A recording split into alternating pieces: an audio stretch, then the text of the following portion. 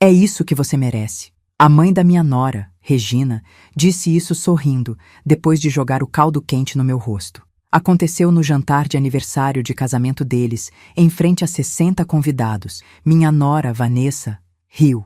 Meu filho, Eduardo, apenas disse: "Mãe, não faz drama." Eu não respondi. Com as mãos firmes, limpei o rosto que ardia e caminhei em silêncio até a porta. Antes de sair, fiz uma única ligação. Podem começar. Horas depois, quando os policiais e 2 oficiais de justiça entraram no salão, o sorriso de Regina desapareceu para sempre. Eles acharam que tinham vencido, que a humilhação pública era o fim da história. Regina voltou para a mesa, recebendo tapinhas nas costas de alguns amigos. Vanessa ria com o marido, meu filho. Eduardo nem olhou para trás. Para eles, eu era só uma velha dramática que não aguentava uma brincadeira. O salão era elegante. Luzes baixas, música suave tocando ao fundo. Uma farsa completa. Ninguém ali, além deles, sabia da crueldade por trás dos sorrisos. Eu já estava no carro, o rosto ainda ardia, mas minhas mãos no volante estavam firmes. Meu pulso, regular. A raiva não era quente, era fria, precisa, como gelo. Eles não entenderam o que tinha acabado de acontecer. Não foi um ataque, foi um erro.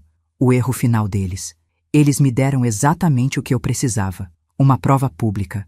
Uma agressão testemunhada por dezenas de pessoas. Eles me subestimaram por anos. Confundiram meu silêncio com fraqueza. Minha paciência com submissão. 40 anos como escrivã judicial me ensinaram uma coisa. Pessoas mentem. Documentos? Não. E eu tinha documentos. Muitos deles. Cada insulto, cada ameaça velada, cada vez que tentaram me fazer duvidar da minha própria mente. Tudo estava anotado. Me diga de qual cidade você me escuta. Se quiser ouvir mais histórias como a minha, se inscreva. Regina e Vanessa achavam que estavam travando uma guerra de nervos. Mas eu estava construindo um processo criminal, peça por peça. Elas achavam que o caldo quente era o ponto final. Mal sabiam que era a peça que faltava no meu quebra-cabeça, a peça que tornava tudo irrefutável, a peça que garantia a vitória. Elas não faziam ideia do que estava por vir. A ligação que fiz não foi para um amigo, foi para o Dr. Almeida, meu advogado. Ele estava de plantão, esperando. O dossiê que preparei ao longo de 18 meses já estava com ele, completo. Fotos, gravações de ameaças, extratos bancários mostrando o dinheiro que eu dei e como foi gasto. E o mais importante, um diário detalhado de abuso psicológico. Cada incidente de gaslighting, cada humilhação pública, cada desprezo. O Dr. Almeida tinha instruções claras. No momento em que eu dissesse, podem começar, ele acionaria tudo. A queixa-crime por lesão corporal qualificada, o pedido de medida protetiva de urgência e a notificação para os oficiais de justiça irem até o local. A festa deles. Para entender por que eu estava tão preparada, você precisa entender a minha história. Isso não começou hoje à noite. Naquela noite eu não fui para casa. Fui para um pequeno apartamento que aluguei há 3 meses. Um lugar seguro, que ninguém conhecia. Sentei na poltrona com uma xícara de chá. O ardor no rosto estava diminuindo. Peguei uma foto do Carlos, meu falecido marido. Ele sempre me olhava com tanto orgulho. Ele teria visto isso chegando. Ele sempre foi mais esperto com as pessoas. Para entender como uma mãe chega ao ponto de acionar a lei contra o próprio filho e sua família, você precisa saber de onde eu vim. Precisa saber do amor que construí com Carlos e dos sacrifícios que fiz por um futuro que eles tentaram roubar de mim. A história não é sobre um caldo quente. É sobre 40 anos de trabalho, amor e respeito. E como eu me recusei a deixar que tudo isso fosse destruído. Vamos voltar ao começo. Eu não cresci com luxo. Longe disso. Minha infância foi num bairro operário, casa pequena, 4 irmãos dividindo o mesmo quarto. O cheiro da minha casa era de feijão cozinhando e da graxa que meu pai trazia da oficina no Macacão. Minha mãe era costureira. Ela anotava tudo num caderninho. Cada metro de tecido comprado, cada centavo gasto no armazém. Ela dizia que os números não mentiam e não tinham memória seletiva. Uma vez, o dono da mercearia tentou cobrar a mais. Minha mãe abriu o caderno, mostrou a anotação. O homem ficou sem palavras. Ela não gritou, não discutiu, apenas apresentou o fato, a prova. Naquele dia, eu aprendi a lição mais importante da minha vida. A verdade, quando documentada, é uma arma silenciosa e imbatível, e eu aprendi a usá-la muito bem. Comecei a trabalhar aos 15 anos, numa loja de tecidos. Eu limpava o chão, organizava os rolos, atendia clientes. Todo o dinheiro que eu ganhava ia para uma caixinha de metal. Eu queria ser alguém. Queria mais do que a vida que meus pais tiveram. Uma vida de costas curvadas e preocupação constante. Então, enquanto minhas amigas iam a festas, eu estudava à noite para concursos públicos. Eu era teimosa, determinada. As pessoas do bairro diziam que eu sonhava alto demais, que uma moça como eu deveria se contentar com um bom casamento. Mas eu não queria depender de ninguém. Eu queria construir minha própria segurança, meu próprio alicerce. Essa disciplina, essa capacidade de focar num objetivo de longo prazo, ignorando as distrações, foi o que me permitiu passar no meu primeiro concurso, foi o que me salvou.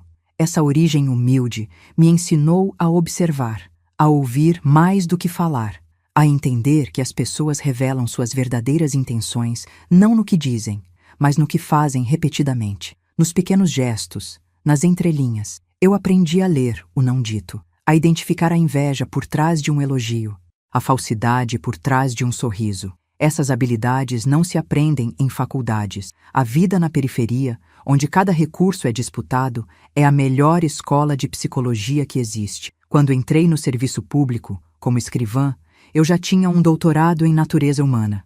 E essa foi a minha maior vantagem. Eles, Vanessa e Regina, nunca entenderam isso. Acharam que eu era simples, ingênua. Mal sabiam que eu passei a vida inteira estudando pessoas como elas. Eu escolhi ser escrivã judicial porque eu acreditava na ordem, na lógica, nos procedimentos. O fórum era um universo de regras claras, prazos, protocolos. Eu amava o cheiro dos arquivos antigos, o som das máquinas de escrever, que depois virou o clique dos teclados, o peso de um processo nas mãos. Ali, a palavra tinha força de lei, mas só se estivesse devidamente registrada, carimbada, assinada. Eu via a justiça acontecer, não em grandes discursos, mas nos detalhes. Numa prova anexada corretamente, numa intimação entregue no prazo. Era um trabalho invisível para a maioria, mas eu sabia que era o alicerce de tudo. Eu era a guardiã dos fatos, a arquiteta silenciosa das sentenças, e eu levava isso muito a sério. Cada documento que passava pela minha mesa era tratado com o máximo respeito. Em 40 anos de carreira, eu vi de tudo. Herdeiros brigando por migalhas, casais se destruindo por orgulho, vítimas buscando reparação, e criminosos tentando manipular o sistema. Aprendi uma verdade fundamental. As pessoas mentem. Mentem por ganância, por medo, por vaidade. Mas os documentos contam a história real. Um extrato bancário, uma escritura, um laudo pericial. Uma vez, um homem poderoso tentou culpar um funcionário subalterno por uma fraude. Ele era carismático, convincente, mas eu encontrei uma assinatura num canhoto de cheque antigo que provava a sua culpa. Uma única folha de papel, esquecida num arquivo, desfez uma teia de mentiras. Naquele dia, a minha convicção se tornou uma regra de vida. Confie no papel, desconfie das palavras, guarde tudo, absolutamente tudo. Eu me aposentei como chefe de cartório, respeitada por juízes, promotores e advogados. Eles sabiam que meu trabalho era impecável, que eu conhecia os códigos e os trâmites como a palma da minha mão. Eu vi famílias usarem a lei para proteger seus idosos, e vi outras usarem brechas para explorá-los. Eu conhecia cada tática de manipulação. O gaslighting para fazer a pessoa duvidar da própria sanidade, o isolamento para cortar a rede de apoio, a pressão financeira. Eu vi tudo isso nos processos que eu mesma autuei. A ironia é que eu me tornei uma especialista em abuso contra idosos, sem nunca imaginar que aplicaria esse conhecimento na minha própria vida. Mas a vida tem dessas coisas. Ela te prepara para batalhas que você nem sabe que vai lutar. Foi no fórum que conheci o Carlos. Ele era arquiteto, estava lá para uma audiência sobre a licitação de um novo prédio. Eu o vi no corredor, esperando, calmo, observador. Ele não estava no celular, nem inquieto.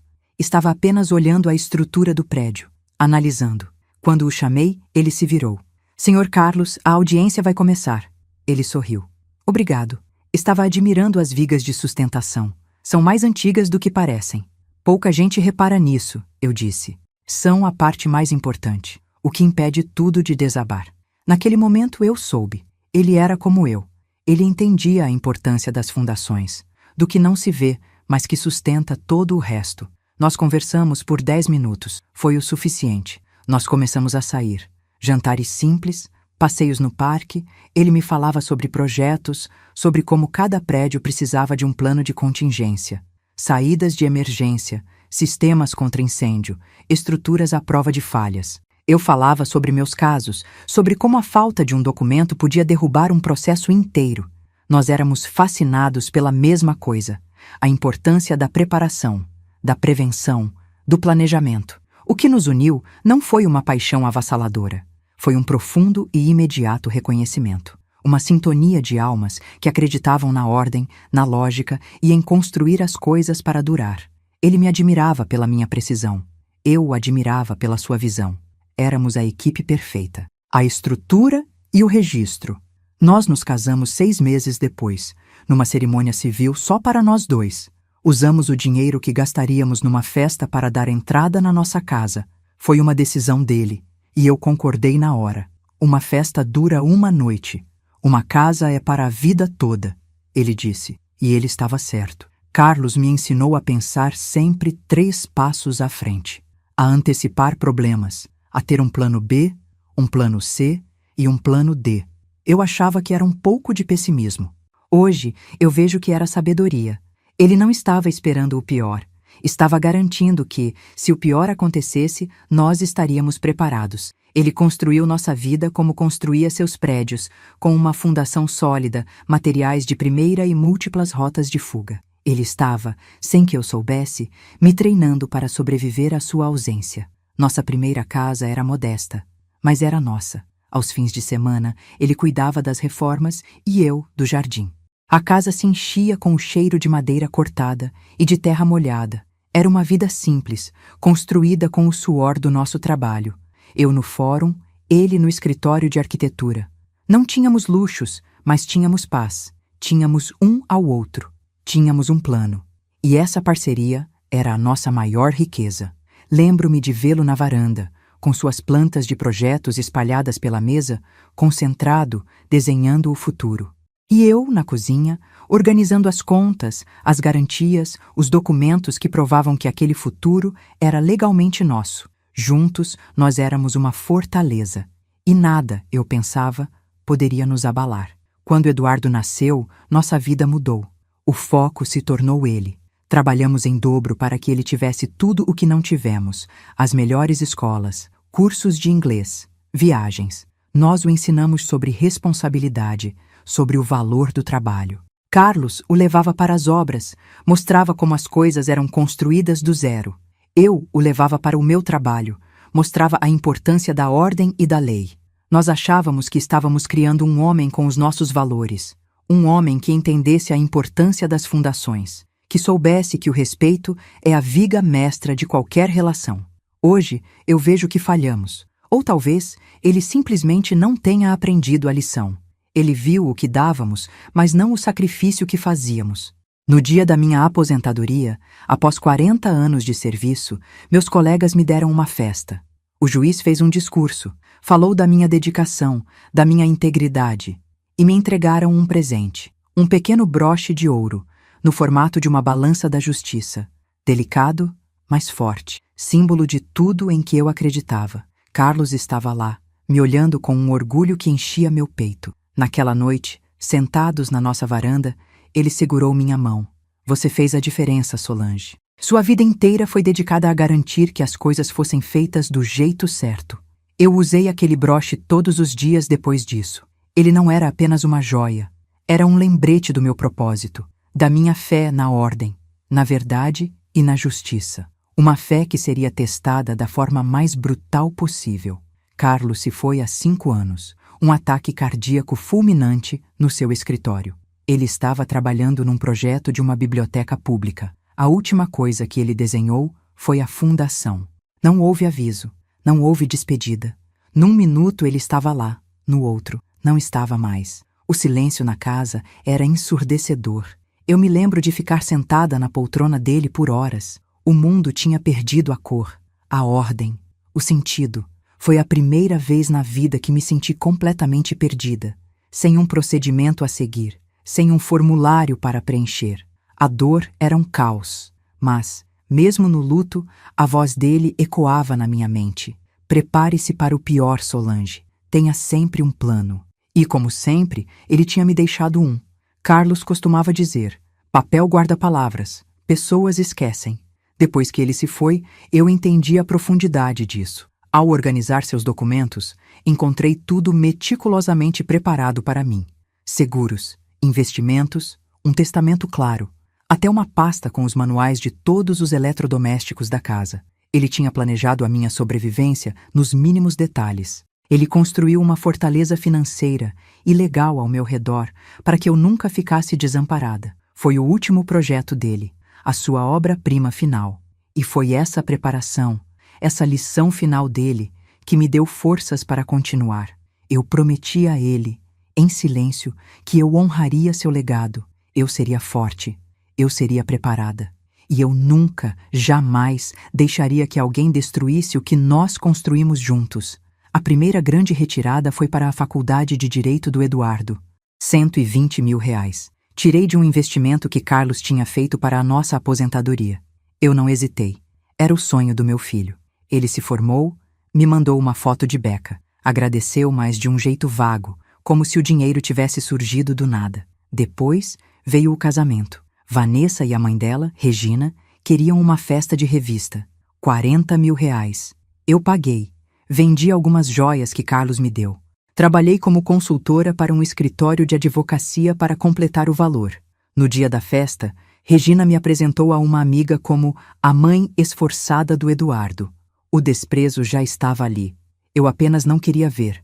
A última e maior parte foi a entrada do apartamento deles. 250 mil reais. Era quase tudo que me restava do dinheiro que Carlos deixou. Eduardo me ligou. Mãe, é o apartamento dos nossos sonhos, mas não conseguimos a entrada. Se você não ajudar, vamos perder. Vanessa estava ao fundo, falando sobre como era importante para a imagem deles morar naquele bairro. Você sempre terá um lugar conosco, mãe. Família cuida da família, meu filho disse. Eu acreditei. Fiz a transferência. No total, eu dei a eles 410 mil reais. Dinheiro que garantiria meu conforto, minha independência. Dei por amor. Dei porque acreditei na promessa de família. E essa foi a minha recompensa. Um caldo quente no rosto e a sugestão de que eu estava fazendo drama. A mudança começou sutilmente, num almoço de domingo na casa deles. O cheiro de assado no ar, uma cena familiar. Mas algo estava diferente. Regina e Vanessa começaram a falar de uma viagem. A Toscana em maio é divina, disse Regina com um brilho nos olhos. Já reservei nossos voos. Vanessa bateu palmas. Mal posso esperar. Precisamos comprar roupas novas, mãe. Eu sorri, tentando entrar na conversa. Parece uma viagem maravilhosa. Quando vocês vão? Elas não me olharam. Regina continuou para Vanessa. Vamos passar 3 dias em Florença. Vi um hotel perfeito com vista para o rio. Eduardo apenas concordava, olhando para minha esposa. Parece ótimo, amor. Eles falavam sobre museus, sobre vinhos, sobre planos que claramente não me incluíam. A conversa fluiu ao meu redor como um rio contornando uma pedra. Eu era a pedra, sólida, silenciosa, apenas observando. O desconforto era uma pequena pontada no peito, um aviso. Na semana seguinte, eu tentei de novo. Liguei para o Eduardo. Filho, que tal um café esta semana? Faz tempo que não conversamos só nós dois. Houve uma pausa. Pude ouvi-lo respirar fundo, como se buscasse uma desculpa. Essa semana está complicado, mãe. Muito trabalho. Só meia hora. Eu insisti. Sinto sua falta. Eu sei, mãe, mas não vai dar. A Vanessa e eu temos um compromisso. Que compromisso? Perguntei, já sabendo a resposta. É, coisa do trabalho dela. Deixa pra próxima, tá bom? Ele desligou antes que eu pudesse responder. Próxima era uma palavra vazia. Um adiamento que nunca teria data. A distância não era mais uma impressão, era uma parede sendo construída, tijolo por tijolo, e eu estava do lado de fora, vendo a argamassa secar. A dor da exclusão era fria, muito mais fria que a raiva. No aniversário de Vanessa, eu passei semanas tricotando um chale para ela. Lã de alpaca, a cor dos olhos dela. Um trabalho delicado, cheio de carinho em cada ponto. Entreguei o presente com um abraço. Ah, um chale, ela disse, segurando-o pelas pontas. Que tradicional. O sorriso dela não chegou aos olhos. Ela o dobrou e colocou de lado. Eu me senti tola. Uma semana depois, uma amiga dela postou uma foto no Instagram. Era o gato de Vanessa, dormindo confortavelmente numa caminha nova. A caminha era o meu chale. A legenda dizia: "Até o Miau tem uma cama de grife. KK." Vanessa tinha comentado com um emoji de risada.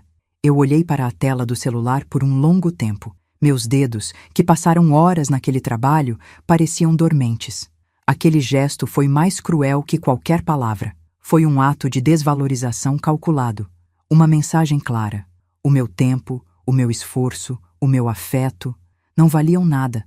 Eram descartáveis, úteis apenas como piada para os amigos dela. Eu não comentei na foto. Não liguei para reclamar. Apenas salvei a imagem na tela. Arquivei. Como uma escrivã arquiva uma prova. A dor era aguda, mas minha mente estava clara.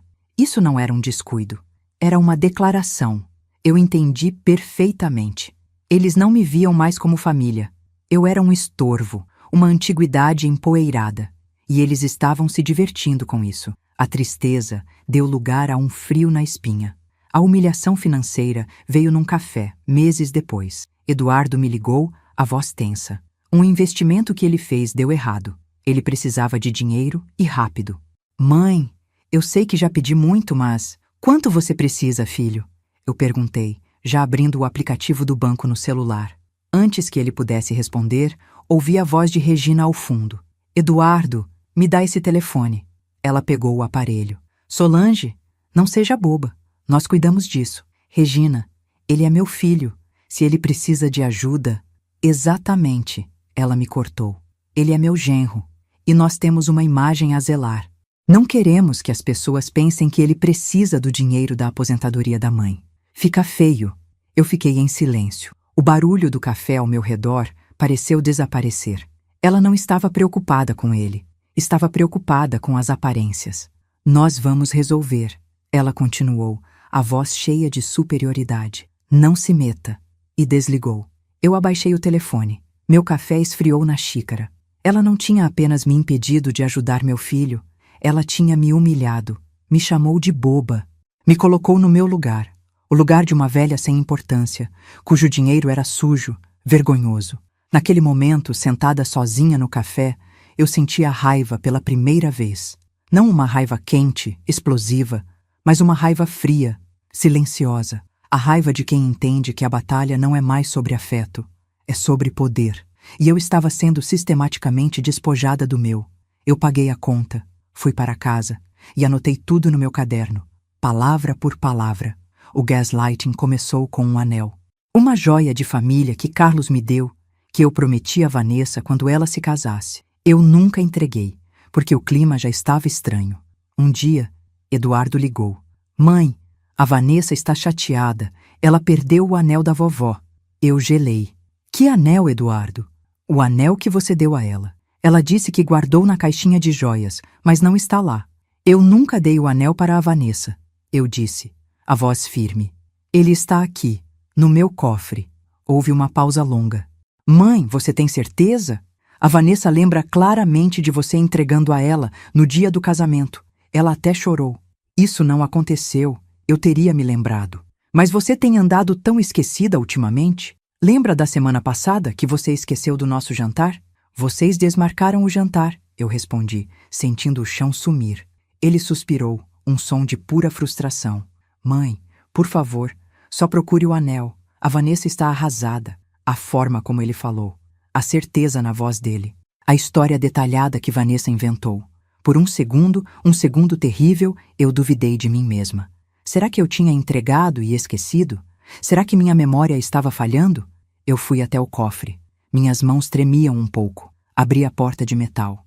Lá estava ele, o anel, brilhando, intocado. A dúvida se transformou em uma clareza cortante. Eles estavam fazendo isso de propósito, tentando me convencer de que eu estava louca. A traição do meu próprio filho foi como um soco no estômago. Ele não estava confuso. Ele era cúmplice. E isso era imperdoável. Naquela noite, eu não consegui dormir. A conversa com Eduardo se repetia na minha cabeça. A facilidade com que ele mentiu. A forma como ele usou meu amor e minha idade contra mim. Eu me levantei e fui até minha escrivaninha. Peguei o telefone. Disquei um número que eu sabia de cor.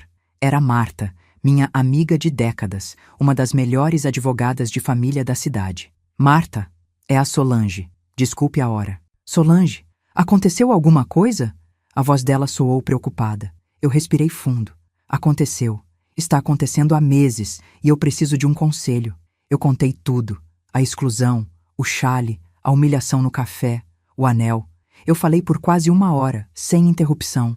Marta ouviu em silêncio. Quando terminei, o silêncio do outro lado da linha era pesado. Finalmente, ela disse: Solange, escute com atenção. Eles estão construindo um caso para te declarar incapaz. As palavras dela me atingiram como pedras de gelo. Eu já sabia, mas ouvir em voz alta tornava tudo real. O que eu faço? Perguntei. Você faz o que você fez a vida inteira. Você documenta.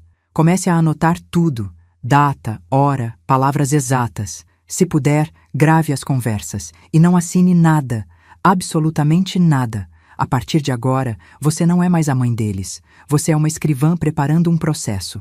Eu desliguei o telefone. A dor tinha se transformado em um propósito. Marta me deu o que eu precisava, um procedimento, um plano. Eu peguei um caderno novo, de capa dura. Na primeira página, escrevi a data daquela noite. E comecei a registrar cada detalhe, cada mentira, cada manipulação. Meu diário de guerra tinha começado. Carlos sempre dizia: papel guarda palavras, pessoas esquecem. Eu não ia esquecer, e o papel seria minha testemunha, minha arma. A partir daquele momento, o jogo mudou. Eles achavam que estavam me enlouquecendo, mas eu estava apenas juntando provas.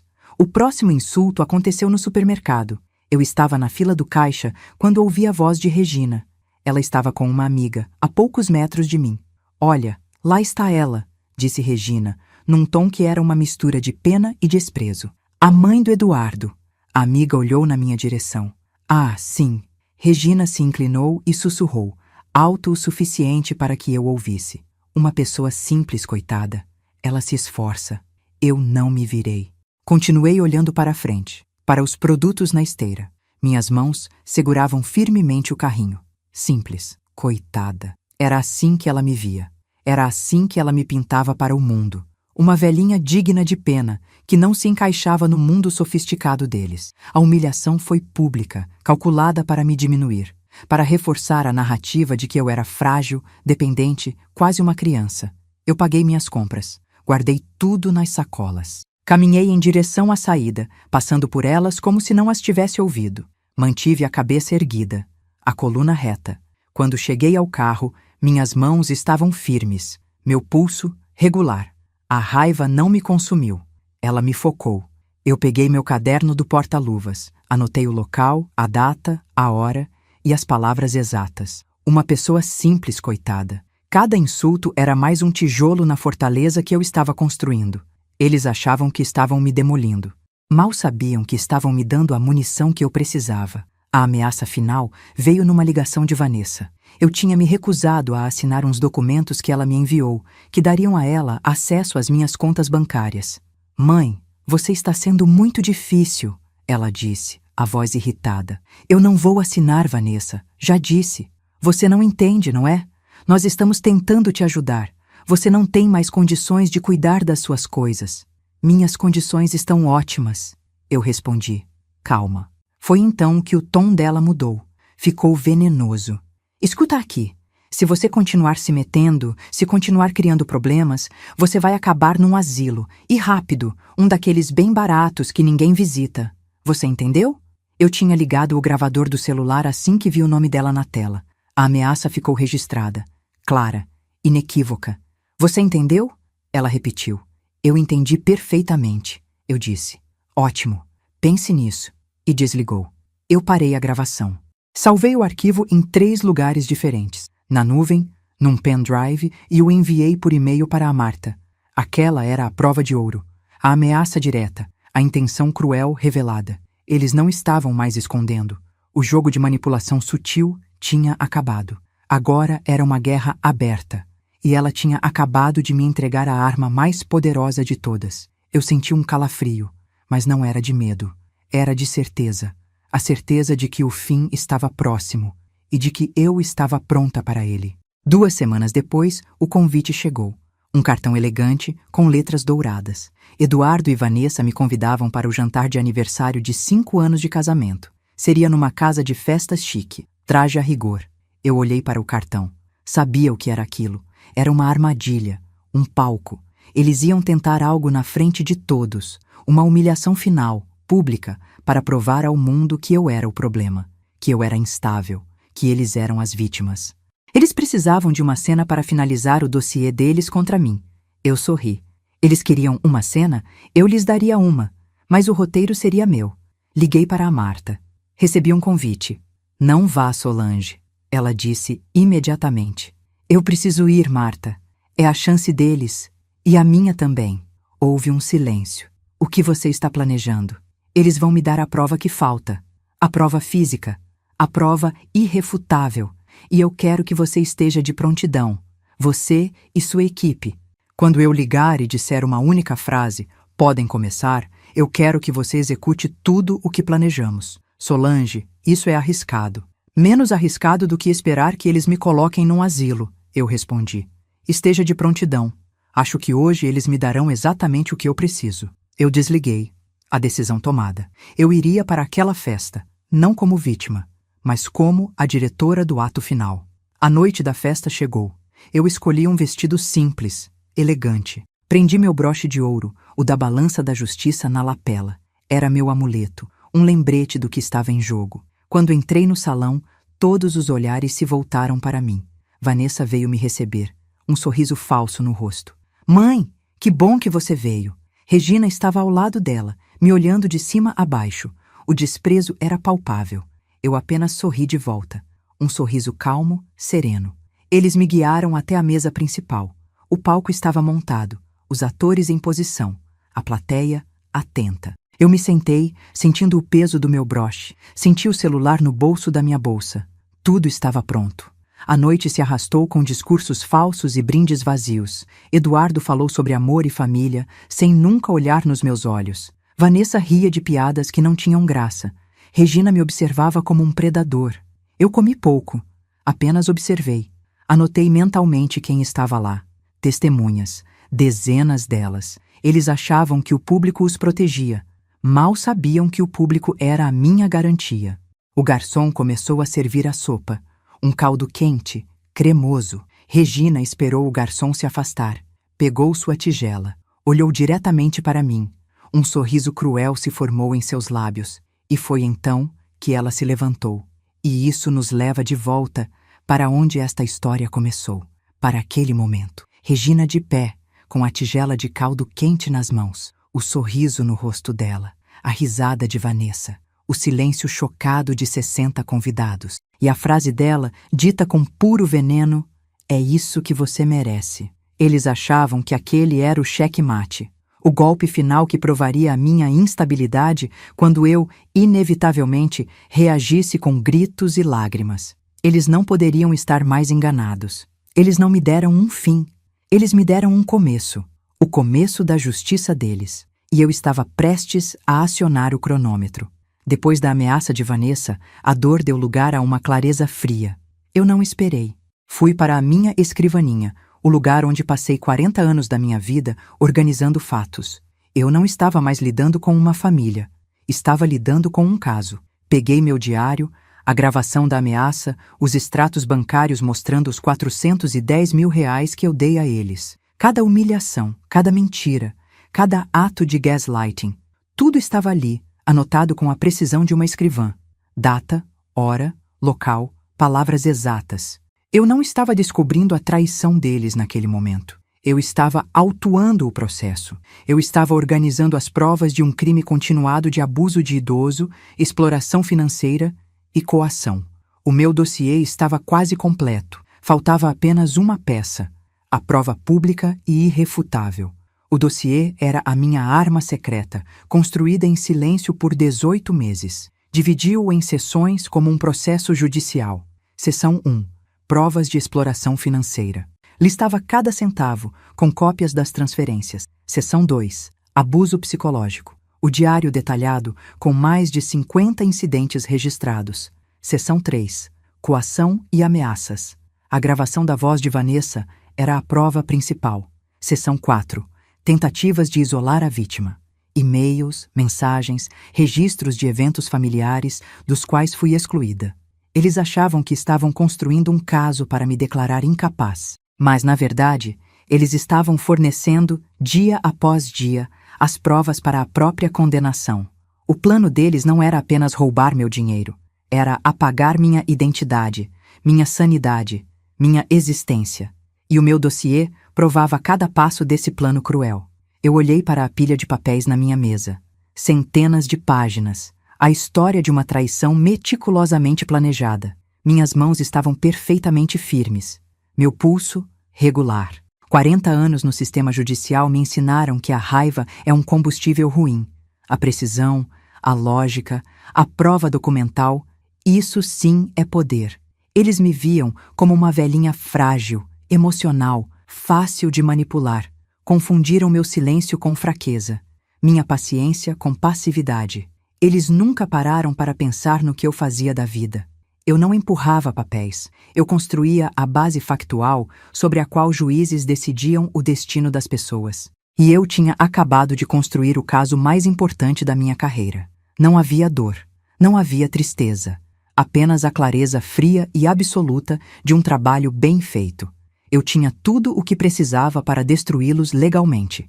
Passei o resto da noite organizando o material. Fiz 3 cópias digitais do dossiê completo. Uma foi para um cofre virtual, outra para um pendrive que guardei num fundo falso da minha bolsa. A terceira eu enviei por e-mail, criptografada, para o doutor Almeida, meu advogado, com o assunto Plano de contingência ativar sob meu comando. As cópias físicas foram para um cofre no banco, um que Eduardo nem sabia que existia. Cada página foi numerada, cada prova catalogada. Eu não estava mais agindo como mãe ou sogra. Eu estava agindo como a profissional que eu fui a vida inteira, uma escrivã-chefe preparando um caso para o Ministério Público. Eles não teriam como negar, não teriam como escapar. A fortaleza de papel que eu construí era impenetrável. Naquela noite, com o dossiê completo, eu entendi o padrão. Criei uma linha do tempo.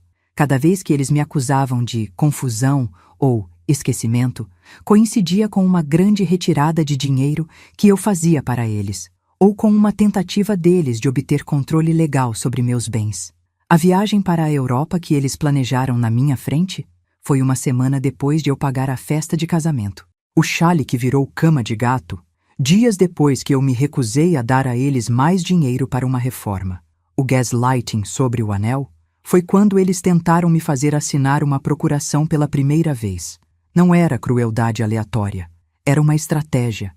Cada humilhação era uma peça para construir a narrativa de que eu era senil e incompetente. Era um plano para justificar o roubo. Agora, tudo fazia sentido. A exclusão social não era apenas maldade, era para me isolar de possíveis testemunhas que pudessem defender minha lucidez. A desvalorização dos meus presentes e do meu afeto era para quebrar minha autoestima, me fazer sentir inútil e dependente. As humilhações públicas eram para criar uma percepção social de que eu era difícil e dramática, preparando o terreno para quando eles finalmente tentassem me internar. Cada movimento era calculado, cada palavra, uma arma. Eles não eram apenas gananciosos, eram predadores. E como qualquer predador, eles subestimaram a presa. Acharam que eu era fraca. Mas eu estava apenas observando, registrando, esperando o momento certo para atacar de volta. E eles estavam prestes a me dar esse momento. Eu olhei para o dossiê. A prova era esmagadora, mas ainda era a minha palavra, meus registros contra a deles. Eu precisava de algo inegável, algo público, algo que um juiz e um júri pudessem ver e entender sem sombra de dúvida. Eu precisava que eles cometessem um erro final, um ato tão claro de malícia que validaria todo o meu diário. Eles não escolheram a vítima errada. Eles escolheram a adversária errada. Eu não ia apenas me defender. Eu ia processá-los, criminalmente. Por cada mentira, cada real roubado, cada lágrima que eu engolia em silêncio. A defesa seria a minha fortaleza de papel, mas o ataque precisava de um palco, e eu sabia que eles mesmos o construiriam para mim. Meu dossiê era a minha vantagem. Não era dinheiro, não eram contatos, era a verdade, organizada de forma tão metódica e irrefutável que nenhum advogado conseguiria desmentir. Era a minha vida inteira de experiência profissional condensada numa arma legal. Era um registro contínuo e detalhado de abuso psicológico, exploração financeira e coação. Era a história de como eles tentaram me apagar, contada com a frieza de um relatório oficial. Qualquer promotor olharia para aquilo e veria não uma disputa familiar, mas um caso clássico de abuso de idoso. Um crime previsto em lei. Um crime que leva à prisão. Eles achavam que o poder estava no dinheiro que roubaram de mim. Mal sabiam que o verdadeiro poder estava no caderno de capa dura que eu guardava na minha gaveta. O poder daquele dossiê era imenso.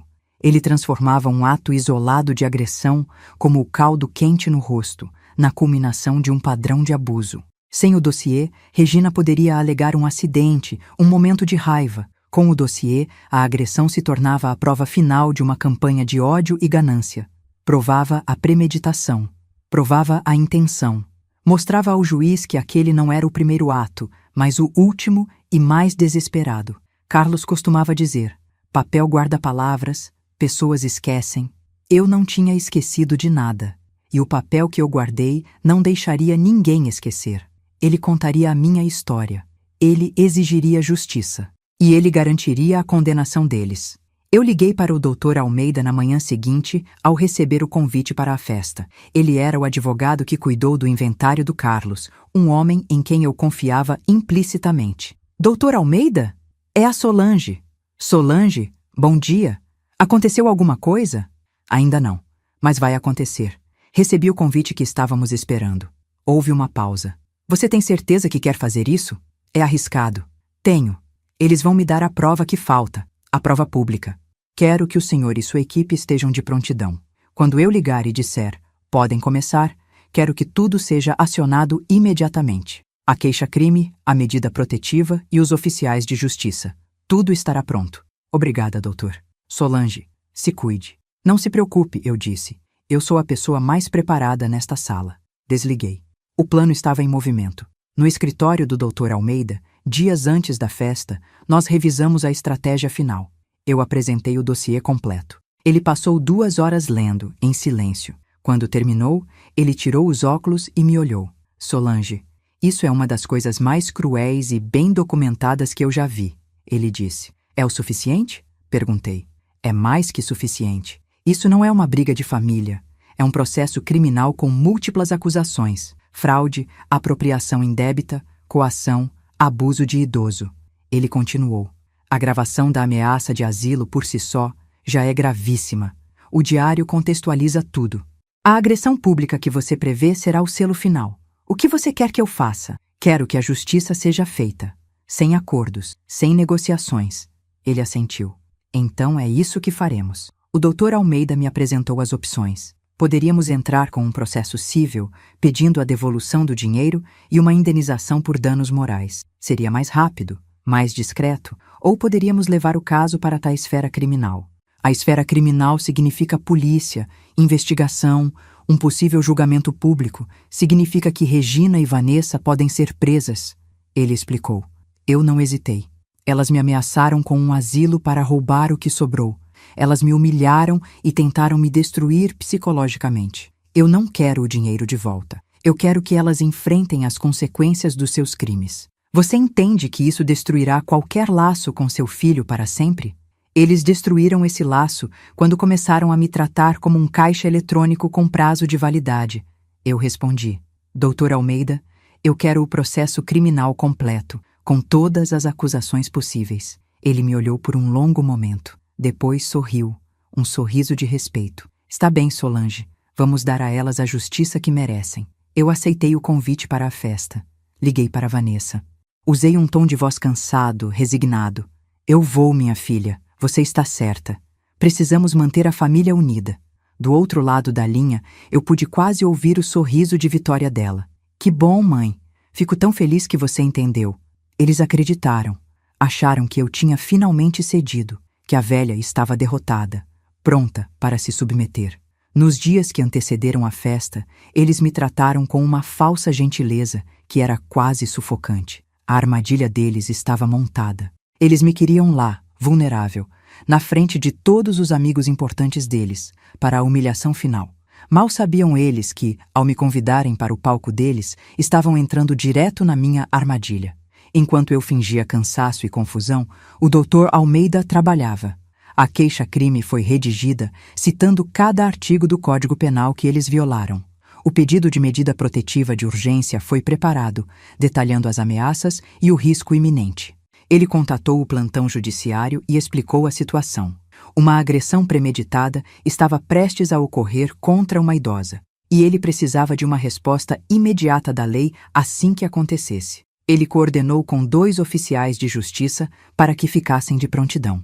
A máquina da justiça estava engatilhada, silenciosa, esperando apenas o meu sinal para disparar. Eles não faziam a menor ideia da tempestade que se formava no horizonte. Na noite da festa, eu estava calma. Cada passo era calculado. O vestido simples, o broche da justiça no peito, o celular carregado na bolsa.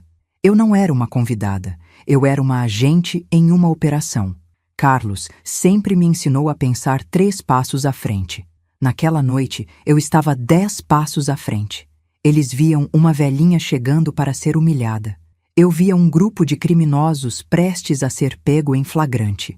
A armadilha estava perfeitamente montada. As testemunhas estavam posicionadas. As autoridades, de prontidão. O dossiê, seguro. Tudo o que eu precisava era que Regina fizesse exatamente o que a arrogância dela a levaria a fazer. E eu sabia, com certeza absoluta, que ela não me decepcionaria. A festa parou no instante em que 2 policiais uniformizados e 2 oficiais de justiça entraram no salão. A música suave foi cortada. Garfos pararam no meio do caminho. 60 pares de olhos se viraram para a porta. Eduardo se levantou, confuso. Com licença, acho que há um engano. Regina forçou um sorriso, ainda no modo anfitriã. Senhores, esta é uma festa particular. Um dos oficiais, um homem alto e sério, olhou para uma prancheta em sua mão. Estamos procurando a senhora Regina Guedes e a senhora Vanessa Guedes de Almeida. Vanessa deu um passo para trás, esbarrando numa cadeira. O oficial olhou diretamente para Regina. A senhora é Regina Guedes? A arrogância dela ainda estava lá, mas uma pequena rachadura apareceu. Sou eu. Qual é o problema? O policial ao lado dele deu um passo à frente. O problema, Regina, estava apenas começando. E todos estavam ali para assistir. O oficial de justiça leu o documento em voz alta, a sua voz ressoando no silêncio mortal do salão. Regina Guedes, a senhora está sendo formalmente intimada e responderá por lesão corporal qualificada contra idoso. Vanessa Guedes de Almeida, a senhora será investigada como cúmplice. O queixo de Regina caiu. O sorriso desapareceu como se nunca tivesse existido. Isso é ridículo. É um mal-entendido. Foi um acidente. O policial a interrompeu. Temos 60 testemunhas e a gravação da câmera de segurança do salão, senhora. Não pareceu um acidente. Eduardo olhou para mim, o rosto pálido. Mãe, o que você fez? Eu o encarei, pela primeira vez vendo não meu filho, mas um estranho. Eu fiz o que era preciso. Regina começou a tremer, a raiva se transformando em pânico. Ela olhou para mim, os olhos arregalados. Você vai se arrepender disso. Eu apenas a observei. A justiça estava em movimento. As consequências foram rápidas e completas. Legalmente, Regina foi condenada. Não houve prisão, mas 2 anos de serviço comunitário limpando praças públicas, um registro criminal permanente e uma ordem de restrição que a proibia de chegar a menos de 300 metros de mim. Socialmente, foi a aniquilação. A notícia do escândalo na festa se espalhou como fogo. Amigos se afastaram. Convites pararam de chegar. Eles se tornaram párias no círculo social que tanto valorizavam. Financeiramente, o processo cível que movi, por danos morais e materiais, os atingiu com força. O tribunal ordenou que me pagassem R$ 200 mil. Somado aos custos dos advogados, eles tiveram que vender o apartamento de luxo. Psicologicamente, a arrogância deles se desfez. Foram expostos, humilhados. O juiz, ao ler a sentença, olhou para Regina e disse as palavras que selaram o destino dela. Considerando a crueldade do seu ato, esta corte determina que esta reparação é de fato o que a senhora merece. 1 ano depois, a vida encontrou um novo equilíbrio. Eles moram num apartamento alugado bem menor. Eduardo ainda trabalha, mas a mancha no nome da família o persegue. Regina cumpre seu serviço comunitário, usando um colete laranja, irreconhecível. Eu vendi a casa grande, cheia de memórias agridoces, e comprei um apartamento claro e moderno no centro da cidade. Paguei à vista. É meu, só meu. Na minha cômoda, o broche de ouro da balança da justiça brilha sob a luz da manhã. Ele foi manchado naquela noite, uma nódoa escura no metal polido. Hoje, limpo e restaurado, ele não representa mais a minha fé no sistema. Ele representa a justiça que eu mesma construí, peça por peça, prova por prova. A lei não me salvou. Eu usei a lei para me salvar. E isso fez toda a diferença. Eu estou sentada na minha varanda agora, com uma xícara de café, olhando a cidade acordar. O ar é fresco, o silêncio é pacífico. Eu aprendi a lição mais dura da minha vida. A dignidade não é algo que se pede, é algo que se exige. E o respeito não é um presente que se ganha com a idade. É uma fortaleza que você constrói e defende com todas as suas forças. Eu não sinto raiva, não sinto pena. Sinto apenas a calma de um trabalho bem feito. Às vezes eu pego a foto do Carlos, a do nosso casamento. Eu olho para o sorriso dele e sussurro: Carlos, eu fiz o que você me ensinou. O papel guardou as palavras, e as palavras deles, registradas, os condenaram. Eu venci. Se esta história te tocou, escreva justiça nos comentários e se inscreva para ouvir a próxima. Meu tempo é meu novamente, e é exatamente assim que deve ser.